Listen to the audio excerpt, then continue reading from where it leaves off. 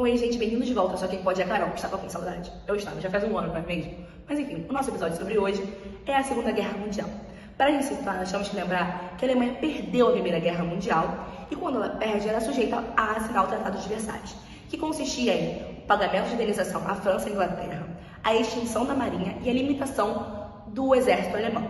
Após ela assinar esse Tratado de Versalhes, a Alemanha entra numa profunda crise econômica. E quando essa crise chega também o nazifascismo ao poder alemão. Mas o que é o nazifascismo? São as junções características do fascismo e o nazismo, como, por exemplo, o anticomunismo e o militarismo. Quando o nazifascismo chega ao poder na Alemanha, Hitler é eleito. Quando ele é eleito, ele quebra, ele desobedece às leis do Tratado de Versalhes, investindo nas indústrias bélicas e nas expansões territoriais. Com isso, ele criou as guerras relâmpago.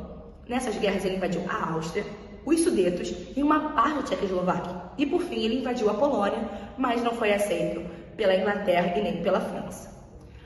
Essa invasão da Polônia marcou o início da Segunda Guerra Mundial, dia 3 de setembro de 1939. Nessa guerra nós temos dois combatentes, o Eixo e a Aliança. O Eixo era formado pela Alemanha, Itália e Japão, e a Aliança era formada pela Inglaterra e a França. A Alemanha invadiu uma parte da França, mas ela não conseguiu invadir a Inglaterra.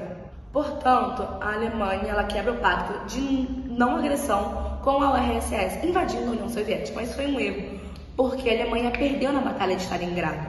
Enquanto isso acontece, os aliados invadem a Itália, tirando Mussolini do poder, então a Itália também sai da guerra.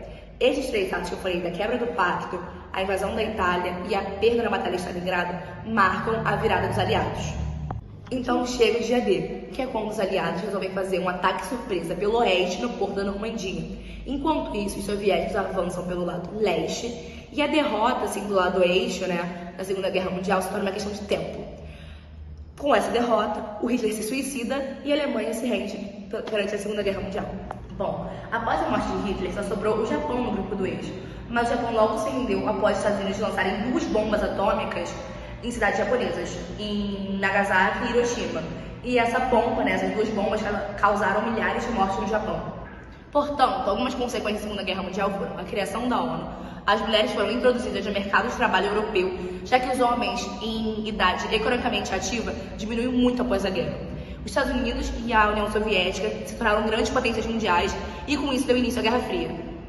Bom, gente, vocês sabem que a Segunda Guerra causou milhões e milhões de mortes, não é?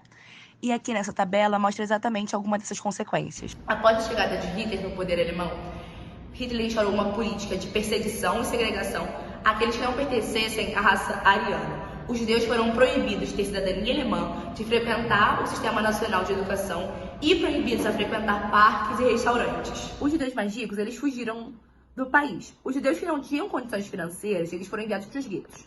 Conforme a Alemanha ia conquistando territórios, os judeus que pertenciam aos territórios tomados pela Alemanha também foram enviados para os guetos. O que são os guetos? São zonas cercadas. Mas, na verdade, os nazistas, eles queriam deportar os judeus. Porém, eles não tinham dinheiro, então eles exterminaram os mais fracos, porque os judeus mais resistentes, eles foram enviados para campos de concentração para trabalhar como mão de obra escrava. Bom, gente, agora vocês vão ver a entrevista com a nossa repórter Maria Eduarda Ramos e a entrevistada Juliar Krokowski. Boa noite, eu estou aqui com a Juliar Krokowski e ela vai nos dizer um pouco sobre um relato sobre o seu avô que morreu durante o Holocausto na Segunda Guerra Mundial. Bom, você pode nos explicar um pouco como aconteceu? Então, o meu avô, ele era austríaco, e se mudou para a Polônia quando novo.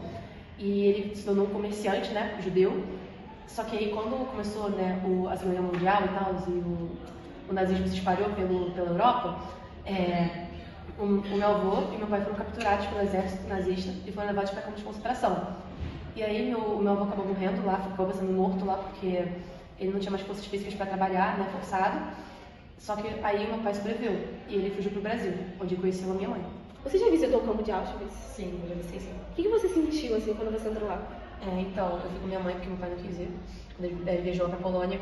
E eu senti um aperto quando eu cheguei lá, um aperto no coração, porque eu tava num lugar que muita crueldade, muita maldade aconteceu. Então, num lugar onde o meu avô foi morto, o meu pai foi torturado, doeu, sabe?